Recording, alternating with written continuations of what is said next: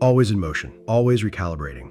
And for a long time, I had a very specific blind spot that I didn't even recognize as a blind spot. I was treating every loss as either a bad call or bad timing. But when I finally sat down and went through my trade history with fresh eyes, a completely different pattern showed up. The majority of my worst outcomes weren't cases where my read on the market was wrong. Portfolio gets imbalanced, liquidity thins out, and suddenly I'm closing a position not because the thesis broke, but because I simply ran out of room to hold it. So that realization, it basically redirected everything. I stopped trying to optimize my entries and started thinking about something more foundational, how to build a portfolio that stays functional under stress, not just during calm stretches, but specifically when conditions get uncomfortable and the pressure to make reactive decisions is highest. And that research led me pretty quickly into collateral-based loan systems, which honestly I'd always assumed was more complicated or more niche than it actually is.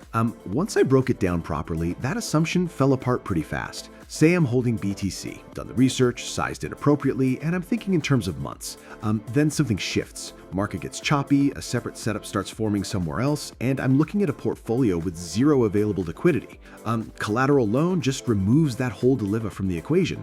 I lock tokens as collateral inside the smart contract, borrow against it USDC at a predetermined rate, and the position itself stays completely untouched. Crypto loan, that's essentially what it is. And what shifted for me in practice was the entire way I experienced volatile periods. I wasn't reacting anymore. I had liquidity that existed independently of my open positions. And that separation fundamentally changed the quality of decisions I was making when things got rough. Less pressure, cleaner thinking, better outcomes. It compounded noticeably over time. So when you actually map out the complete return profile, borrowing cost on one side, yield on locked collateral on the other, plus the position you're now free to hold to completion, the capital efficiency ends up being considerably stronger than the headline numbers imply.